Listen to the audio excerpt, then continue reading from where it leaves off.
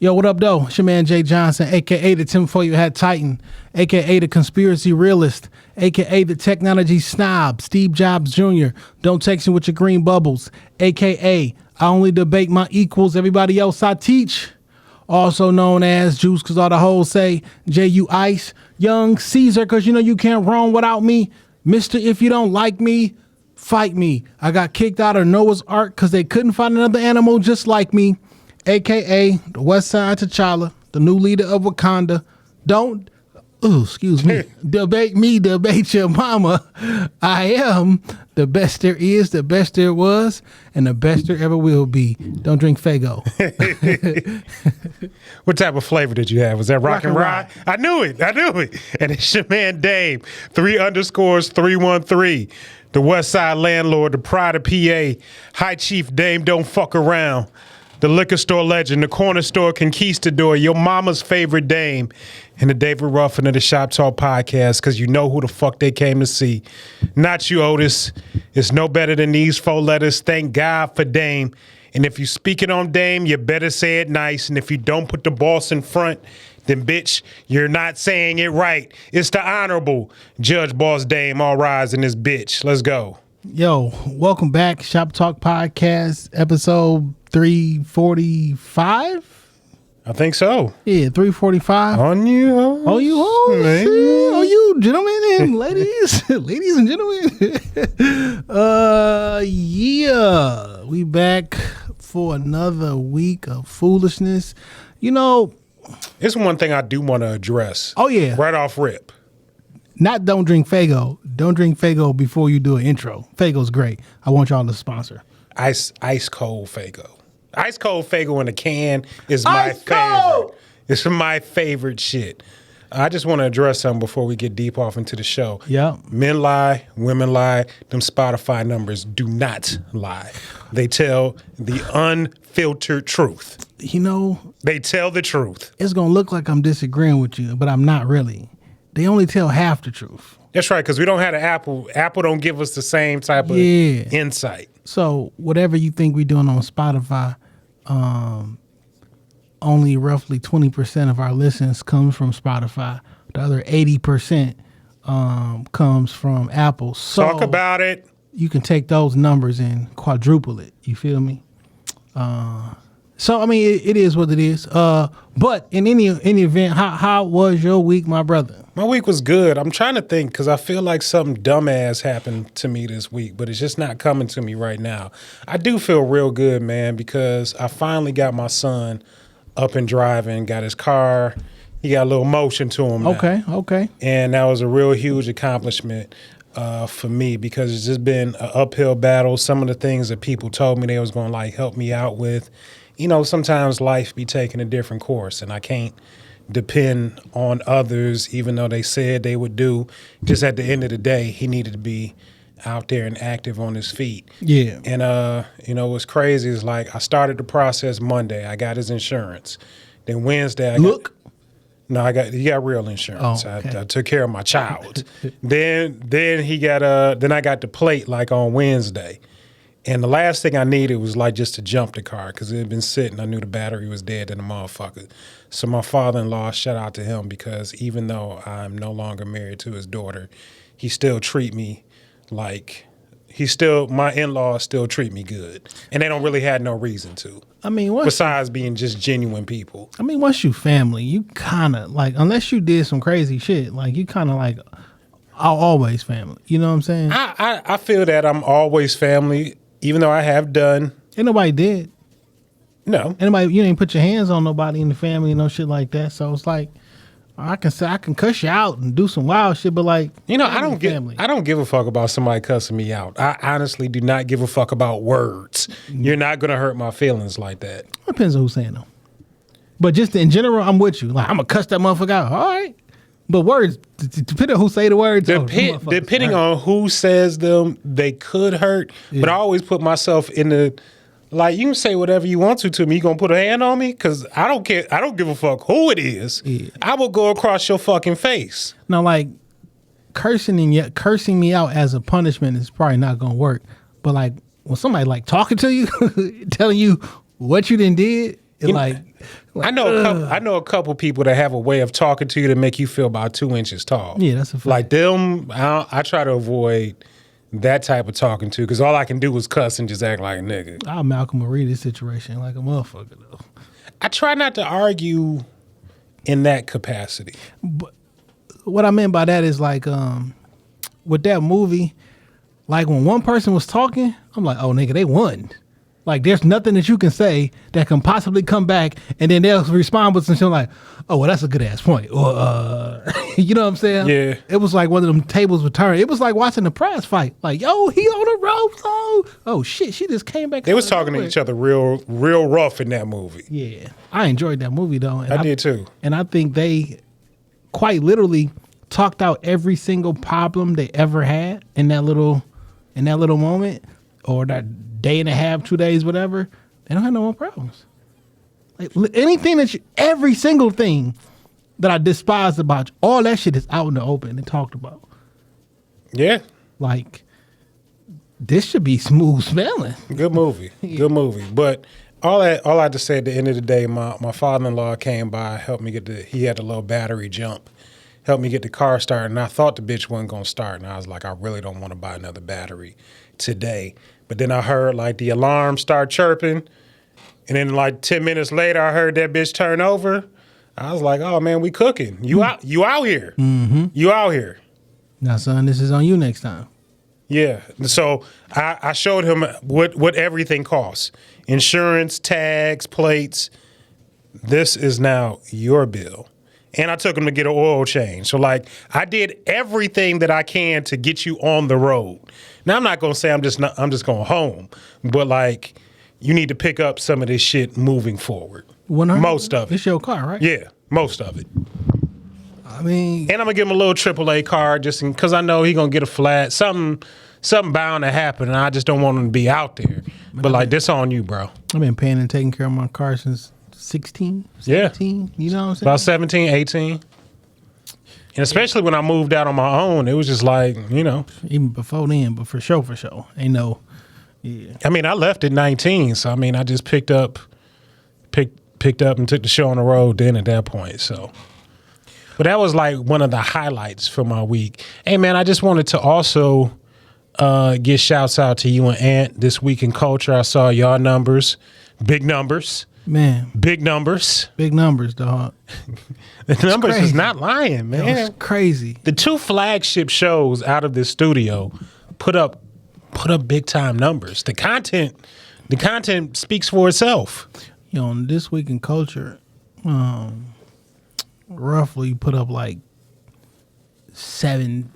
over 7,000 minutes worth of content. It's a lot of talking in a year, which is 99% more than everybody in that film and television category. And then on the Shop Talk side, we put up a little bit over 5,000 minutes of content, which is more than 99% of the people in the society and culture side of the game. Top 10% of podcasts followed by This Week in Culture. Top 10% or top 15% of followed podcasts for Shop Talk. Like it's just a lot. Talk about it. It's just a lot. I mean, when listeners go up, followers go up. Shop Talk. I mean, we've been doing this shit going on 7 years. You feel me? And for year over year, for us to still have growth, man, exponential growth, year over year. You know, one thing that I saw, they said our top episode was episode 319, Trapped at the Altar. So I went back and I listened to that episode this week. That was when we had the first conversation about nigga mania, and you saying that you did not believe that I could walk the top rope. No, that's not the first time we had that. You definitely went very much so in depth about your disbelief. Well, my nigga, we've been saying this for 5 years, since the first studio. And I've yet to see somebody present me with a ring so I can prove you niggas wrong. Okay. Whatever. Say it. Get it off. Say it. But for whatever reason, it told me that was our highest. That one had like 44% more listened than our average episode or some shit. And then I looked at the numbers and like the one after that had more listens. But this is only the Spotify numbers and shit. Yeah. But I upload the pod to Spotify, so that be kind of worried. I don't be knowing like. So I upload it to Spotify. Do they only count?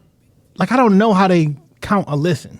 You know what I'm saying? Do they know if this listen is counted only if it's Spotify, or like I don't know how. Yeah, I feel you. I don't know how to listen. We don't know the analytics behind it. Like I don't know how they use their analytics. But I mean, we in thousands of homes every weekend. It's a blessing. It is. Yeah, I mean, our streams went up 86% this year. 92. Our listeners went up by 92%. Followers went up. Following on Spotify went up by 93%. Hours listening to the podcast went up by 122%. We top 10 podcasts for 174 of y'all. Top 5 for 141 of y'all. Top 1, the number 1 podcast for like 70 of y'all. I appreciate it. 5,292 minutes of new content. That's more than 99% of other creators in the society and culture category. Trapped in the Altar was really a funny episode, though. It was. When I went back and listened to it, we was talking that talk. Shout out to the homeboy Verge. I'm still gonna body slam you. What the fuck you gonna do when the corner store conquistador comes from you? I don't know how many times people gonna hear you say what you about to do without you actually doing it. I don't know how many times people gonna be able to take that. You know what? And somebody said something to me this week that stuck with me. She was like, you can call yourself a lot of things, but she was like, if you don't have nothing to back up what you're calling yourself, it's just words in the wind. I can call myself a podcaster because there's the proof behind it. I can call myself a father. You can call yourself proof is behind it. An international podcast because we were heard in 25 different countries. Top 5 of United States, of course. Number 2, Germany. Shout out to Kanye West. Number 3, wow. Sweden. Number 4, New Zealand. You know, we was like one of the top podcasts in New Zealand for a very long time, and that's like, through Apple. Yeah, which is wow. It was like, yo, what the fuck is going on in New Zealand? Yo, shout out to that's a strange place. And Australia. I'm never going to Australia unless the bag is there. But like, it's too deadly in Australia. Every deadly thing is there. No, every deadly thing is in the ocean. No, there are some deadly shit. The ocean is the real outer space. The ocean is just the land that got water on it right now. I know that sounds very simple, but you got to understand. No, it was the Great Flood. Every civilization talks about it. Whether y'all believe in the Noah story or not, there was water poured through this motherfucker, right? And like, it was a lot of shit that was lost. Civilizations. Also, you know, something happened between June 26th and July the 2nd. 44% more listeners compared to your average week. Your podcast was in the top 15% most shared globally. This week in culture, we were top 10. This from top 15. That means we doing some shit right up in here. 37% people send a direct link to the podcast. 21% is being shared through Instagram. 17% is being shared through Twitter.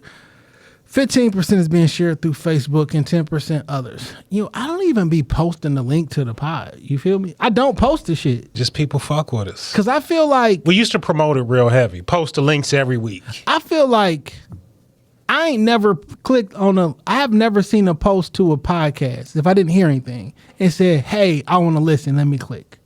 You know what I'm saying? Yeah. Like, so I don't know how impactful that shit is. So when I stopped doing it, I want to see if the numbers would impact, and it did nothing. What I appreciate is that the love, the growth, the numbers is all organic. People just genuinely fuck with us and what we do. We the top 15% of most followed podcasts. You know, it's a lot of fucking podcasts out here. They said, you know what, I want to tell you about your listeners. They said our listeners qualify as the enthusiast. So your listeners are super fans. When their favorite podcast releases a new episode, they're among the first to know, going above and beyond to show support. And that's facts. That's facts. That's love. Also, that's what love sounds like. Also, I did release 6 video episodes this year through Spotify, and they just happen to be in the top 10% most viewed. We got to show our faces more. We got to show our faces more. Spotify it's way too much to upload the video to Spotify. For us to do it on a Friday and that shit to be up on Saturday, the file sizes, I'm uploading a 45 gigabyte. Like I don't like how they do that shit. So follow the YouTube because I would love, but it's and that's where we can make money off of. It's also difficult. Yeah, man, we was doing our thing. Oh yeah, shout out to Mach last week. How did it go? Yeah. He had a shot a special. You feel me? A comedy special. You shot the special. I did, man. That's big, man. And shout out to Mach for giving me the opportunity, and trusting me with this baby. You feel me? But he had a special in his hometown, Saginaw.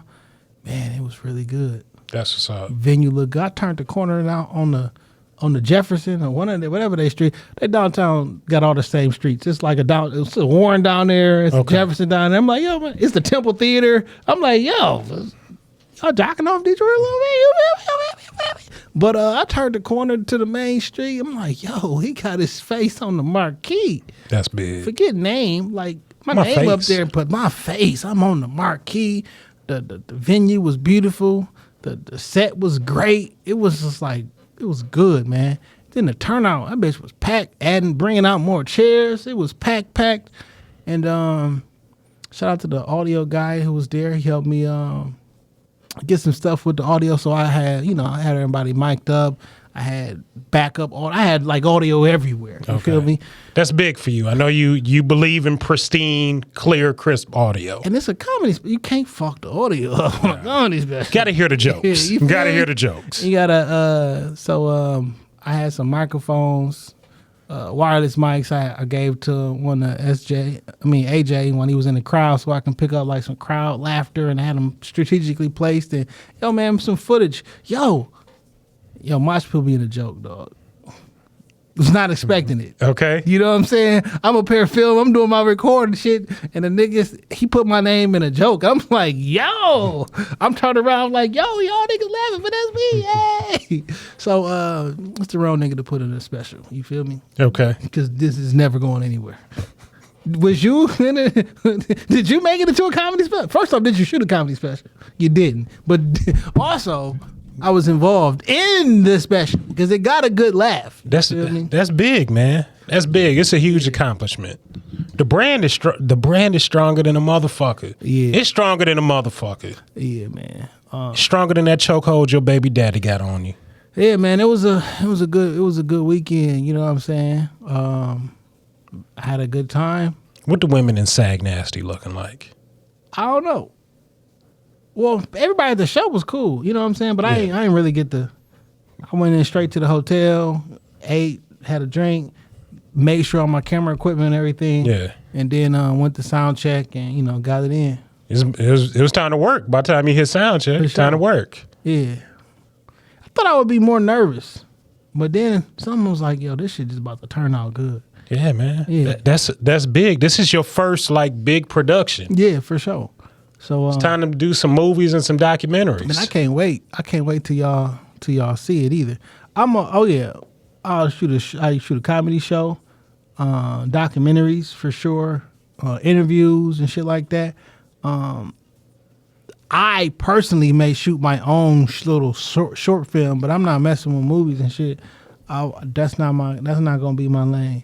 Okay. But sit down interviews, documentaries, studio footage. I know, Jay. I feel like I could see you one day directing the film. No, I'll direct. You feel me? But that's just not my currently. Okay. That's not my. No, I get it. I get it. Right now. Yeah. But it's a lot of opportunities here in the city for that. But hey, man, whatever opportunities, whatever doors God open for us, me, you, I want them. For sure. I want them. I want to step into all of them. But congratulations, homie. That's a big deal. I appreciate it. Big deal. Other than that, I think that's it, man. A lot of craziness going on in the ethos out there today. I did just see that there was a arrest made in the killing of Takeoff. That's really, really, that was a month ago. Really unfortunate situation. I'm glad there's been some sort of progress on that case. Yeah, I think sometimes people have the wrong idea. Like when they don't hear nothing, they don't believe that something is going on. But it takes a while sometimes to build enough evidence, get enough information that you need in order to move forward on those type of charges. I just hope that it brings some type of justice and closure to the fans, the family, and that we are able to kind of move forward. A huge loss in music. Takeoff was only 28. I mean, That's crazy. hadn't even begun to reach his full potential. 28. Career was still very young. That means when the Migos dropped, them niggas was like 17, 18 years old. Yeah. As kids. Because it's been 10 years. Yeah. As kids. Man, that's wild, dog. It's really unfortunate that young man lost his life. And I can literally say that young man lost his life and how we just don't care about it. There wasn't no marching. There wasn't no protests. It wasn't no pressure placed on the police. Wasn't no pressure placed on that I saw nationally, placed on restaurants and venues to release the footage and things of that nature. But we see when there's an incident with the police and the police take a life, it's no, we need to get that footage and this and that. It seemed like we pick and choose when we want to be woke and invested in shit. I'm gonna call it like it is. When it's black on black crime, we don't give a fuck. It would appear that the masses don't have the same energy. I won't say we don't care because there are people who care. But like you say, in mass, we don't get that same type of reaction when it's one of ours, and that's disheartening. So I just said a term that I didn't used to say, and I used to, philosophize and like, yo, ain't no such thing as black on black crime and all that other shit. It is. Yeah, I'm glad that you finally have gotten to that point. You know how black we be, and then like, no, people commit crimes where they live at. You feel me? And I understand that. But how come we commit crimes where we live at a disproportionate rate than everybody else? There is a thing. It is a thing. You ever heard of urban survival syndrome? I don't know. I don't think so. Okay, so a few years back, because I remember studying this back when I was in college and so in psychology class, urban survival syndrome, somebody tried to argue in a murder case that that's what they had. And urban survival syndrome was basically broken down as because I grew up in a violent type of environment. Yeah. It causes me to act ultra violent in terms of, stress, anxiety. Like that's how I act out. Like I can't help it because I got... You can help it. Well, that's what they were arguing in the case, that I could not help it because I had urban survival syndrome. Now, I don't totally negate that that's a thing and that you would probably be ultra aggressive depending on the neighborhood that you grew up in and what happened to you. I don't know that that's an excuse for you to... I don't believe it as an excuse because I understand my man was under duress. He trying to get off of these charges. Yeah. And when niggas ain't trying to go to jail for murder, they gon'... I mean, like I said, I spent my childhood in a wild hood. You feel that gangster shit you talking? Shit, it sound good. I can understand how you would react a certain way. And as intelligent as I may sometimes appear on the pod, I can react very foolish to certain foolish things. Sometimes you react, you know what I'm saying? But, I mean, at the end of the day, that's a conscious decision. Like, I don't have to. You feel me? Like, I'm not, like, trapped, locked in, like, my body wouldn't stop moving. I just grabbed the gat, like, you know what I'm saying? I'm a product of my environment. Yeah, I don't necessarily subscribe to that level of thinking because I believe if you want to change, you can change. If you want to do better, you have the capacity to do better, regardless of where you are in life. And the only thing, and the other thing about that is, you, Mr. Drug Dealer, Killer, Hood Thug person, you the minority in your neighborhood doing that. Even though it may seem like it's a lot of y'all, but most people in your neighborhood are regular people who got regular jobs, who do their same thing, right? They just go to work. You was like, nah, I'm too good for that. Fuck, I look like doing a regular job. Does that say I'm too good for it, or Yeah, what else is it? Like I was listening to a clip on the YouTube with the Joe Budden podcast or whatever, and no, matter of fact, I take that back. I was listening to Wallow, Gilly, and Babyface Ray on $1 Million Worth of Game, and they was talking about, you know, people going to college and getting debt and blah blah blah, and some people, I guess one of the things was like, I guess Ray took the church money and didn't go to college, you know what I'm saying? okay? And his dad was getting on him or whatever, and then somebody was making a joke or like, essentially like, yo, I couldn't even imagine just like going to work and like making $60,000-$70,000 a year and just living life. And how the conversation was, this was like Gilly, Wallow, whatever. One of these people was kind of giving the impression that like that's like beneath them. I'm like, fam, this is the reality. Like, you would not dare make a regular living, but you would take penitentiary chances and risk your life for a different type of living. And like it was almost a slight bit of disgust. Like, how dare I make $70,000 a year? Most people would be very happy and satisfied with $70,000 a year. The country do not average a $70,000 a year. I was watching like some old clips from like a Dr. Phil episode, and this young lady was crying